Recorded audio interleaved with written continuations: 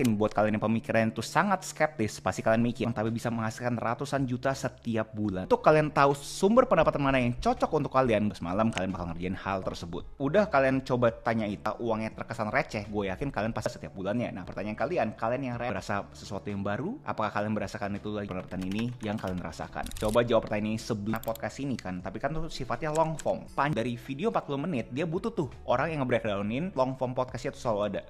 Karena begitu ada long form podcastnya, orang kan mau kasih kalian suatu hack lainnya, yaitu kalian bisa taunin mana timestamp yang menurut dia udah pernah cobain sendiri. Dan memang menurut gua timestamp kayak aja platform pakai WAP, tapi itu Amerika Serikat, nggak banyak orang bisa akses. Kalau misalkan kalian itu kan udah ada di YouTube kan, kalian copy linknya, kalian pasang contoh sampai puluhan juta. Menurut gua sesuatu yang mudah banget, jadi bisa sampai 15 sampai 30 juta rupiah. Kalian pasti udah sering denger namanya ngomongin podcast lagi. Podcast ada juga yang probabilitasnya untuk viral adalah formatnya carousel di TikTok. Banyak deh LinkedIn. Habis itu kalian masuk ke add new blog, kalian affiliatein produknya sekali. Di sini gue asumsi kalau misalkan kalian itu pengen mencari 10 juta dan digital pro, menurut gue sangat achievable banget. Ide penghasilan berikutnya adalah AI, membutuhkan AI. Mungkin kalian agak bingung, gue juga belum fasih. Pertama, kalian bisa nonton konten-konten gue terhadap AI, itu semua gratis, kalian tinggal konsumsi aja. Kedua, kalau misalkan kalian masih berasa belum, masih nggak banyak orang kerjain, karena orang masih mempunyai stick yang bikin konten yang memang sudah tujuannya dibandingkan sama orang tuh bikin errol konten seperti ini, pun bahkan Shopee afiliator terkesan lewat TikTok affiliate dengan bikin konten review aja. Kenapa lu bisa bilang gampang ya? Ataupun Shopee affiliate. Gue ulang sekali lagi, kalian udah sering YouTube, silahkan. Dan gue mau garis bawahi semua ya guys, yang bahkan ingin suatu ide sumber penghasilan lainnya. Banget kan ya, channel-channel kecil yang dipush sama algoritmanya. Kreator kecilnya itu juga mempunyai suatu kesempatan yang sama. Dan kalian tuh memang mempunyai bisnis di dunia maya. Menurut gue YouTube adalah satu-satunya platform yang bikin kalian itu punya hubungan. Kalau misalnya Instagram,